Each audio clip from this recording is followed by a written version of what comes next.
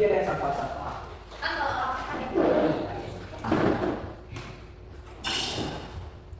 Jadi kalau kelasnya bersih itu kan nggak menimbulkan saling masuk. Udah bersih semua. Oke, kalau sudah. Jadi selanjutnya kita game atau ice breaking. Gamenya ini berfungsi untuk melatih kefokusan kalian. Gamenya ini beda dari pertemuan sebelumnya. Gamenya ini seperti ini. Gamenya adalah selamat pagi, selamat siang, sama selamat malam. Kalau ibu bilang selamat pagi, udah ada belum game ini? Belum.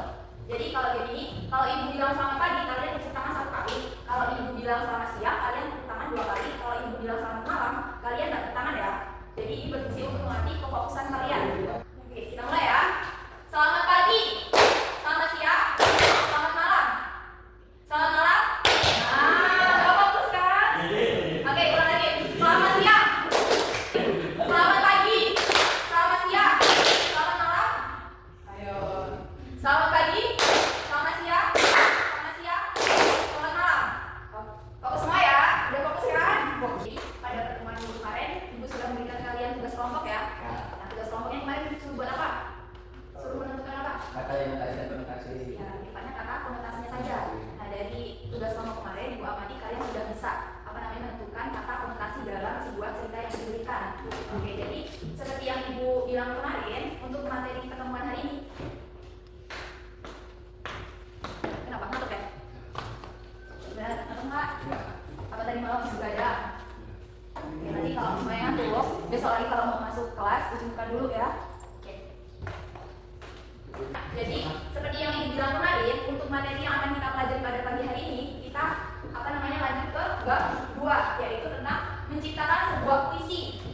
Coba Ibu tanya di sini anak-anak apakah sudah pernah melihat, mendengar atau membaca sebuah puisi? Pernah mendengar nggak ada orang yang membaca puisi? Pernah? Udah pernah belum? Udah pernah belum? Tidak. Kalau udah berarti anak-anak sudah tahu ya, sudah tahu gambaran dari sebuah puisi itu apa. Nah, tujuan dari pembelajaran yang akan kita lakukan itu ada 3. Yang pertama, Ibu harap anak-anak mampu memahami apa pengertian dari puisi. Nah, yang kedua, Ibu harap anak mampu memahami unsur-unsur apa saja yang diperlukan dalam pembangunan sebuah puisi. Nah, yang ketiga, Ibu harap anak dapat mengidentifikasi unsur lahir atau biasa yang disebut unsur Puisi. Puisi. Nah, itu adalah tujuan dari pembelajaran yang akan kita lakukan. Selanjutnya, yang materi yang akan kita bahas yang pertama adalah mengenal puisi. Nah, jadi sebelum kita masuk ke unsur-unsurnya, kita harus tahu terlebih dahulu pengertian dari puisi itu apa. Oke? Jadi puisi itu adalah bentuk karya sastra yang menggunakan bahasa yang indah, padat, dan penuh makna untuk menyampaikan perasaan, pikiran, atau pengalaman penulis kepada pembaca atau pendengar.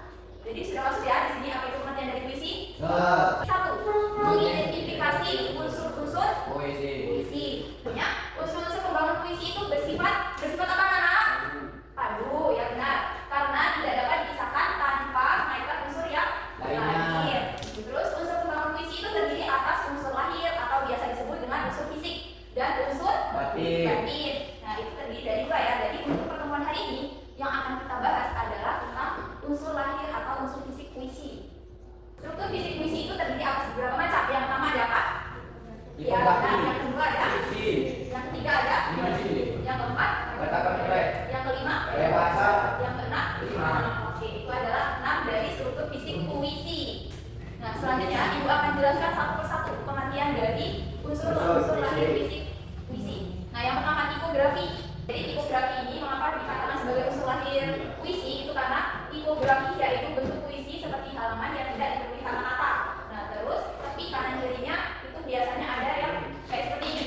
Kalau ini kan dia rata sebelah mana itu? Sebelah mana? Kiri. Kalau dari sini rata sebelah kanan. Nah, biasanya itu kan puisi ada yang rata sebelah kanan, ada juga yang seperti ini penyusunan yang dia nggak penuh. Seperti itu. Dan terus pengaturan garisnya, tinggal garis puisi yang tidak selalu dimulai dengan huruf kapital dan diakhiri dengan tanda titik. Jadi puisi itu tidak selalu diawali dengan huruf kapital dan diakhiri dengan tanda titik. Hal tersebut menentukan permaknaan terhadap sebuah puisi. Nah, ini pengaturan garis. Nah, pada zaman dahulu itu banyak sekali pengaturan dalam penulisan bait sebuah puisi. Biasanya zaman dahulu, jangan dulu ya, konsepnya nanti. Jadi biasanya penulisan bait pada zaman dahulu itu terdapat beberapa pengaturan. Contohnya ini,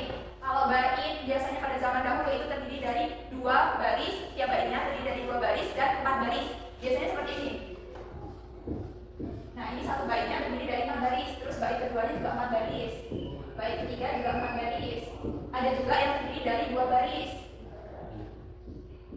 Nah, ini adalah apa namanya?